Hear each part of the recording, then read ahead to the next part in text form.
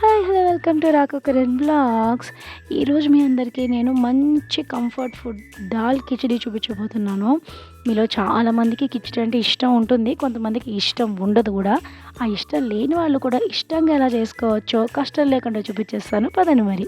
So, దానికోసం నేను ఒక గ్లాసు బియ్యం తీసుకొని చక్కగా వాష్ చేసేసుకొని పక్కన పెట్టేసుకున్నాను. ఇది 1 పాట్ రైస్ అనమాట. మీరేం 2, 3 రకాల బాండీలు యూజ్ చేయక్కర్లేదు. జస్ట్ ఒక సింగిల్ పాట్‌లో రెడీ అయిపోతుంది. సో, ఇలా ఒక కుక్కర్‌లో నేను ఒక టేబుల్ స్పూన్ నెయ్యి తీసుకున్నాను. నేను vegetables green peas, capsicum, carrot తీసుకుంటున్నాను. మీకు కావాలంటే బ్రోకలీ, క్యాబేజీలు ఏదైనా యాడ్ చేసుకోవచ్చు. కాలీఫ్లవర్ గానీ ఏదన్నా యాడ్ చేసుకోవచ్చు. సో, నేనైతే నాకు ఇష్టమైన వెజిటబుల్స్ తీసుకున్నాను. సో, ఈ నెయ్యి కొంచెం కరిగిన తర్వాత దాంట్లో మినపప్పు, ఆవాలు, జీలకర్ర వేసుకున్నాను. తర్వాత కొంచెం పసుపు యాడ్ చేసుకున్నాను. తర్వాత 2 వెల్లుల్లి రెబ్బలు దంచి వేసుకుంటున్నాను అనమాట. కొద్దిగా అల్లం కూడా దంచి వేసేసుకుంటున్నాను.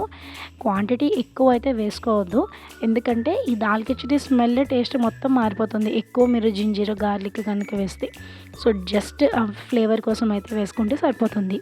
దాల్ కిచిడి కోసం ముందు రోజు రాత్రి కందిపప్పు, శనగపప్పు అండ్ పెసరపప్పు అనేది నేను హాఫ్ గ్లాస్ తీసుకుని నానబెట్టేసుకున్నాను. నానబెట్టుకున్న తర్వాత పొద్దున్నే వాటిని చక్కగా వాష్ చేసేసుకొని ఇలా మనము తిరగమూత వేసుకున్నాం కదా, దాంట్లోనే వెల్లుల్లిపాయ పచ్చివాసన పోయిన తర్వాత ఈ వాష్ చేసుకుని పక్కన పెట్టుకున్న ఈ అన్ని దాల్ని మొత్తం అంతా దీనిలో వేసేసుకొని ఒక్కసారి ఫ్రై చేసేసుకుంటున్నాను అనమాట.